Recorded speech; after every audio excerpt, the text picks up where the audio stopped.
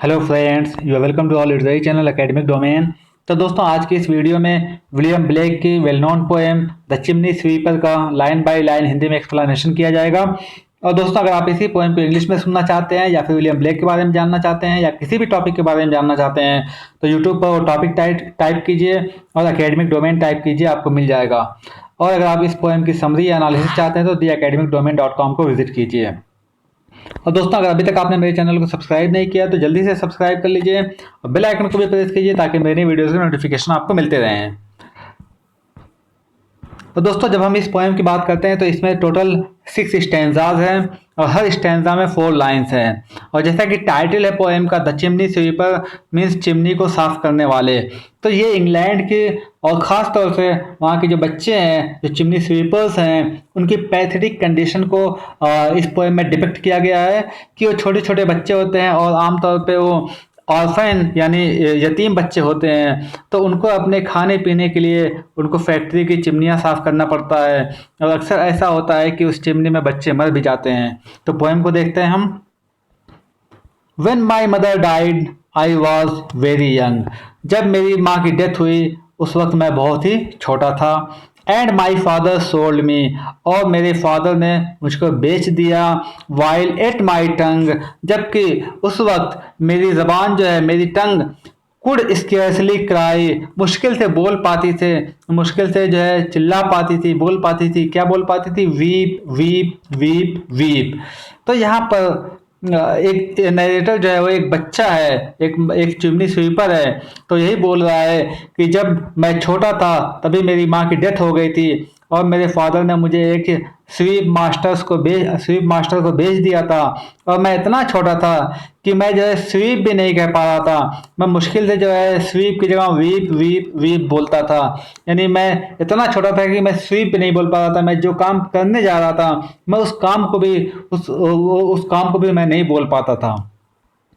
So your chimneys I sweep, इसलिए मैं तुम्हारी चिमनियों को साफ करता हूँ। And in soot I sleep, और मैं सूट में सोता हूँ। सूट जो चिमनी की कालिख होती है, जो काला काला सब धुएं की वजह से हो जाता है, उसी को सूट बोलते हैं। तो जब बच्चे साफ करते हैं तो जब इनहेल का सांस लेते हैं तो उनके अंदर भी चला जाता है और उनके कपड़े में, उनके बालों में, सब कुछ हर जगह लग जाता है। तो इसलिए बोलता है कि इन सूट आई स्लीप, और मैं उसी सूट में, उसी कालिख में सोता भी हूँ। दूसरा स्टैंजा देखते हैं। देयर इज लिटिल टॉम डैकरे, अब वो एक और बच्चे की बात करता है जो एक और चिमनी स्वीपर है। उसका नाम क्या है? टॉम डैकरे है। तो वही बोलता है कि एक टॉम डैकरे भी है। हु क्राइड, वो रोने लगा। व्हेन हिज हेड, जब उसका सर या उसके बाल, that curled like lamb's back, जिसके बाल लैम के बाल की तरह, ऊन की तरह बहुत ही सॉफ्ट और कर्ली थे। वाज शेव्ड, जब उसको शेव किया जाने लगा, जब उसको क्लीन किया जाने लगा।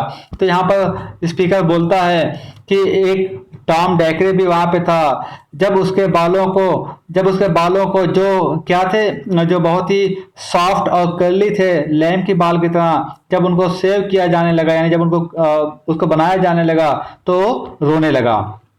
सो आई सेड, इसलिए मैंने उससे कहा, हुश टॉम, टॉम खामोश हो जाओ, चुप हो जाओ। यानी मैंने उसको दिलासा दिया, तसल्ली दिया कि टॉम खामोश हो जाओ, चुप हो जाओ। नेवर माइंड इट, इसका टेंशन मत लो, इसके बारे में मत सोचो। फॉर, क्योंकि when your heads are bare, क्योंकि जब तुम्हारे बाल नहीं रहेंगे, जब तुम्हारा सर क्या बेयर हो जाएगा, नंगा हो जाएगा, जब तुम्हारे बाल नहीं रहेंगे। यू नो दैट, तुम जानते हो दैट कि the soot can not spoil your white hair, तो सूट भी जो कालिक है वो भी तुम्हारे वाइट बालों को जो है स्पॉइल नहीं कर सकती, ख़राब नहीं कर सकती है। तो यहाँ पर यहाँ पे बच्चा वही बोलता है, टॉम को तसल्ली देता है, कंसोल करता है कि टॉम चुप हो जाओ, जब तुम्हारे बाल नहीं रहेंगे तो जानते हो ये सूट है, ये जो कालिक है तुम्हारे बालों को ख़राब नहीं कर पाएगी। थर्ड स्टैंजा देखते हैं। And so he was quite, और चूंकि बच्चे मासूम होते हैं और बच्चा क्या हुआ, चुप हो गया, खामोश हो गया। एंड दैट वेरी नाइट, और उसी रात को, एज टॉम वॉज अस्लीपिंग, जब टॉम सो रहा था, he had such a site, उसने एक ड्रीम देखा, उसने एक ख्वाब देखा। और वो ख्वाब क्या था? दैट थाउजेंड्स ऑफ स्वीपर्स, हज़ारों स्वीपर्स, जिस टॉम की तरह हज़ारों स्वीपर्स, जो हज़ारों बच्चे, जैसे जिसमें से डिक भी था, जो भी था, नेड भी था, जैक भी था, ये सब हज़ारों बच्चे क्या कर रहे थे? वेयर ऑल ऑफ देम, वो सभी लॉक्ड, सभी लॉक किए हुए थे, बंद किए हुए थे, up in coffins of black, black colour के एक कॉफिन में, एक ताबूत में।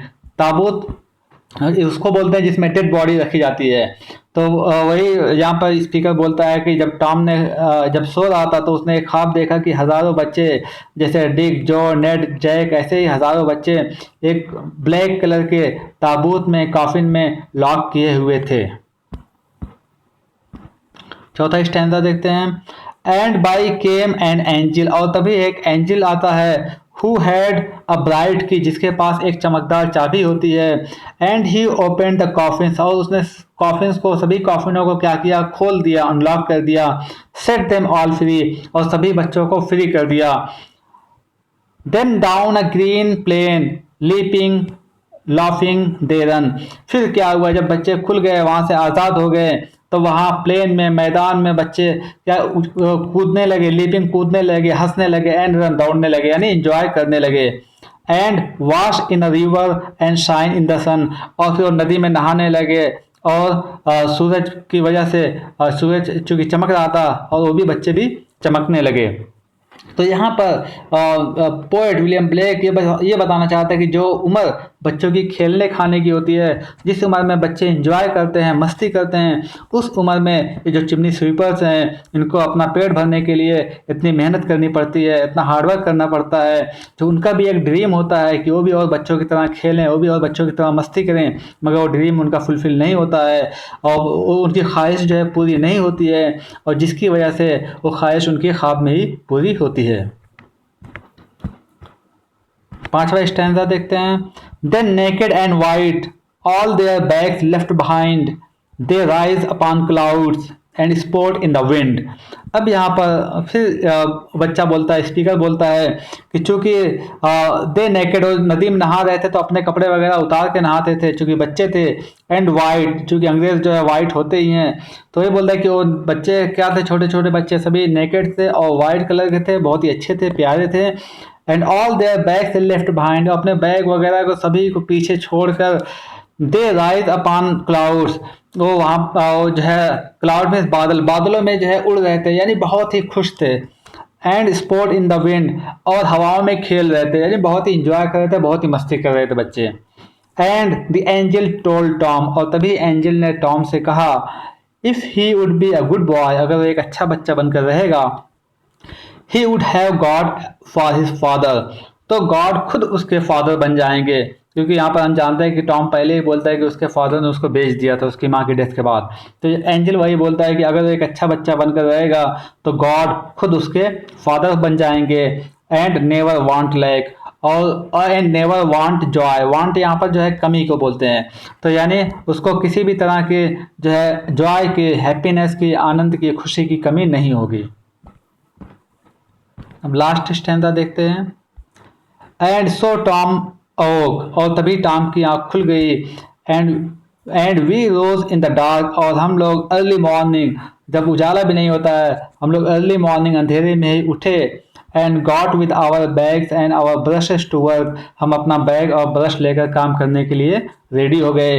दो द मॉर्निंग वॉज कोल्ड, हालांकि मॉर्निंग बहुत ही ठंडी थी, बहुत सर्दी का मौसम था, बहुत ही ठंड लग रही थी। Tom was happy and warm, लेकिन टॉम बहुत ही खुश था और बहुत ही, उसको एक जोश उसके अंदर था, एक गर्मी सी महसूस हो रही थी। So if all do their duty they need not fear harm. अब यहाँ पर पोएट बोलता है, हम इस लाइन को कह सकते हैं कि ये एक डायडैक्टिक लाइन है। तो यहाँ पर पोएट बोलता है कि so if all do their duty, अगर सभी लोग अपनी ड्यूटी सही से करते रहें, they need not fear harm, तो उन्हें किसी भी तरह से, किसी भी चीज़ से डरने की ज़रूरत नहीं है।